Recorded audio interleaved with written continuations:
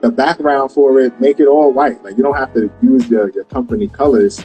Just make it all white because that looks the most professional. He's like, it's not like you sell, you know, I don't know, it's not like you sell T-shirts or something like that where you want a different color in the back. You sell a professional service, so you want your drink to look as clean as possible. And these are all like little things I never would have thought of if I didn't hire him. Fortunately, I hired him years ago, so he didn't cost nothing close to what he costs now. But you know, it gets to the point. You gotta, if you're a consultant, you gotta hire a consultant. Like, hey, how can you sit here and tell somebody else they should hire you as a consultant if you don't hire a consultant or yourself? Man. At the very least, you should be working with one. I tell people you should be meeting with a logistics consultant or some sort of consultant at least every quarter to make sure that you're actually progressing. But if you have a project that you're actually working on at the time, you need more. Like, you need to be meeting with them, you know, twice a month or something like that, just to make sure every week you're doing something to go forward. So, you know, I had to do the same thing. Was I happy about it?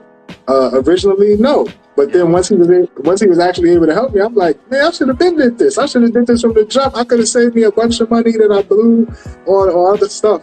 So, you know, I had to hire one. Even I have a client, which Connie knows, named Hassan. He's a personal trainer. He wrote a book that my wife helped him publish called "Why Everyone Needs a Personal Trainer." Because even he got a personal trainer. He started training for competitions. He got one. So it's like, you need one because you want to lose weight. You need one because you want to build muscle. I need one because I want to be a professional bodybuilder. So it's like, even he's showing you can't provide a service that you don't even, or that you never even purchased on your own. Like, imagine you was offering these podcast services and you never even been on the podcast before. That's facts. You know? That's facts. Man, I love that, bro. So if you can, man, speak on that for people who are somewhat reluctant to hire a business coach, a consultant. What words of advice would you have for them on that? You know, a lot of people is afraid to do it because of the money, right? Because like, consultants aren't cheap, and they're not supposed to be, because you're not paying for them to fix the problem that you have right then and there. You paying for them to prevent you from spending the extra time and money to fix it yourself.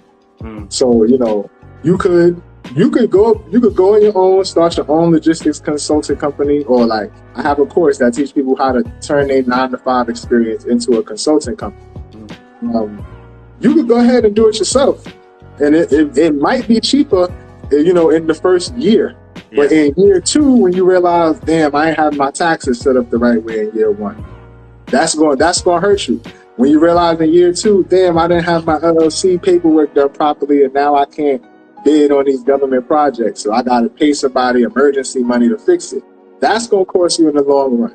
When you actually decide to hire a coach, and they got to actually fix existing problems as well as plan for future problems, you're going to have to keep them on for longer. So you could have met me for 2 hours and we got you right, but instead you waited 2 years. You need me for 2 hours to show you everything that's wrong, and then you have to work with me every 2 weeks to fix it all. How do I know this happens? Because it happened to me. Like, with my